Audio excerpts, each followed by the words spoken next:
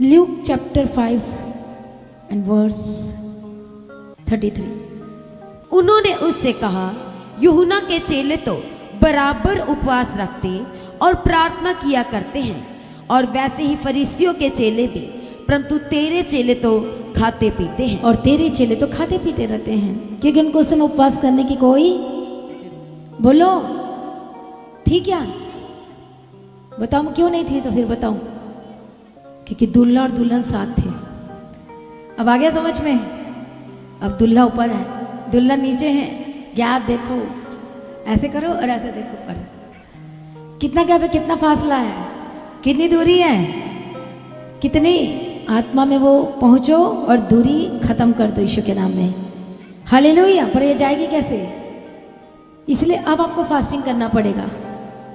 बोलो अब मुझे फास्टिंग करना पड़ेगा, फास्ट में आना पड़ेगा, ताकि मैं अपना, जो मेरा शरीर बड़ा जिद्दी है। किसकी आंखें बड़ी जिद्दी है जो रुकती नहीं मोबाइल देखने से? किसकी आंखें बहुत जिद्दी है? हर एक मूवीज, हर एक फालतू चीज़ें, ड्रामा, नाटक, सीरियल्स, ड्रामा और क्या क्या चलता है। नहीं, आजकल तो नेट का ज़माना आ गया है, टीवी की, केबल की ज़रूरत नहीं है, सब कुछ बदल गया है। अब तो और कुछ होने वाला है। अपने आप को बचाना है उस दुष्ट से, अपने आप को, खुद को बचाना उस दुष्ट से। वो तो पीछे पड़ा, उसका काम है पीछे पड़ना, इसलिए फास्टिंग करना है। इसलिए अपनी आँख को जो जिद्दी है उसको आत्मिक बनाना है। जबकि कान जिद्दी है, नहीं सुनना चाहता वचन को, जबकि हार्ट, आपका मन, जो दिल और दिमाग परमेश्वर की नहीं सुनना चाहता, यदि प्रभु की नहीं सुनना चाह, फिर किसकी? फिर तो सीधा शैतानी है और कोई नहीं है कि नहीं है? यदि ये नहीं तो वो, सीधी सी बात। यदि ये नहीं, यीशु नहीं, फिर बोल सकते फिर दुष्ट आत्मा। बोले ऐसा नहीं हो सकता। परमेश्वर की तारीफ। इसलिए फरीसी नहीं समझ सकते थे। पढ़ो उस वचन को।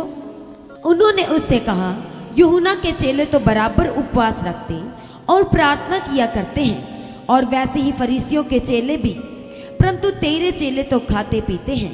यीशु ने उनसे कहा, क्या तुम बरातियों से जब तक दुल्हा उनके साथ रहे उपवास करा सकते हो?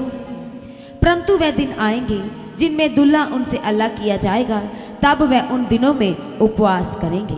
हालेलुया। और इन दिनों में, अब इन दिनों में अब उपवास करना है कि आपकी कनेक्टिविटी परमेश्वर के साथ बनी रहे, टूटने ना पाए। क्यों बनी रहे? ताकि हेवनली प्लेसेस में हर दिन एंटर कर सके, एंटर करके बैठे रह सके, करके ले सके।